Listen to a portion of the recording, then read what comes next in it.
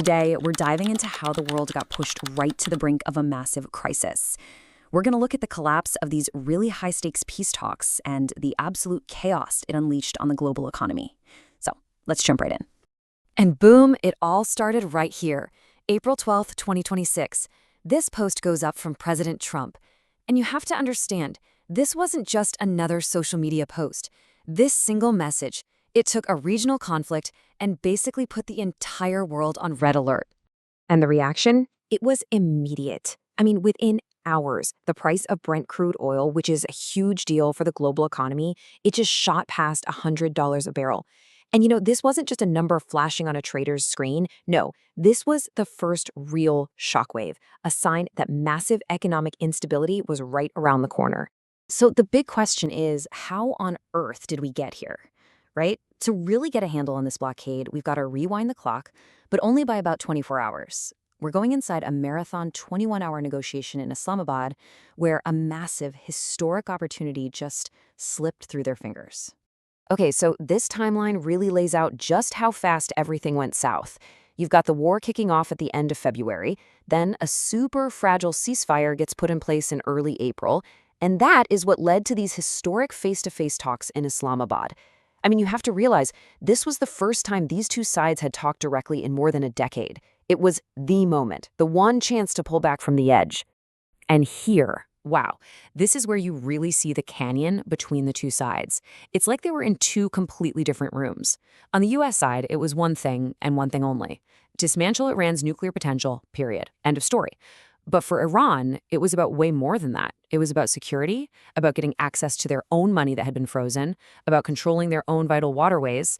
We're not just talking about negotiating points here. These were two fundamentally different realities. They were just talking right past each other. And that was it. With that one statement, Vice President J.D. Vance slams the door shut. It's official. The talks failed. And by pointing the finger directly at Iran, he's sending a crystal clear message. The time for talking is over. The U.S. is officially shifting from diplomacy to confrontation. All right, so what happens next? Well, this is where that diplomatic failure spirals completely out of control, setting up a huge collision between military force and, you guessed it, global economic chaos. So everything, and I mean everything, now pivots to this one spot on the map, the Strait of Hormuz. Think of it as a tiny bottleneck for a huge chunk of the world's energy. We're talking about a fifth of all the oil the world uses every single day passing through this little strip of water. So yeah, if you control the strait, you've basically got your hand on a switch that controls the entire global economy. Unsurprisingly, Wall Street freaked out. I mean, just look at these numbers. You've got major banks throwing out forecasts that oil could absolutely skyrocket. Deutsche Bank even had a nightmare scenario where it could hit $200 a barrel. The bottom line was pretty clear to everyone. If this thing drags on, we are almost certainly looking at a global recession. But here's the thing that a lot of people miss. This crisis goes way beyond what you pay at the pump. It's easy to forget that this same region is a massive producer of fertilizer. And with the blockade, that supply chain is now broken. The cost of things like urea is already going through the roof. What does that mean? Well, it threatens harvests and food security for everyone, everywhere. So this isn't just an energy crisis anymore. It's a full-blown food crisis in the making.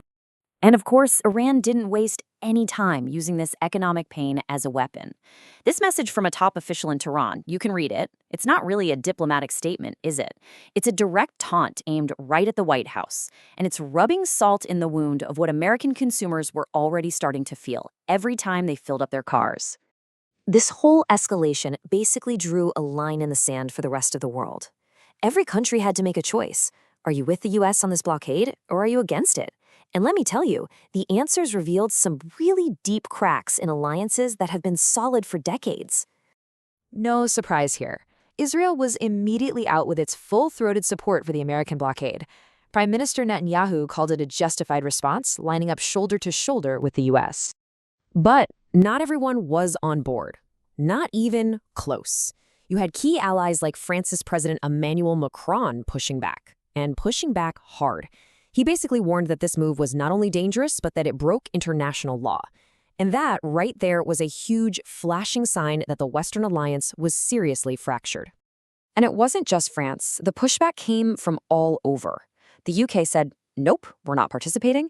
Germany said they wouldn't do anything without the UN's blessing. And then you have global heavyweights like China and Russia issuing these really stark warnings.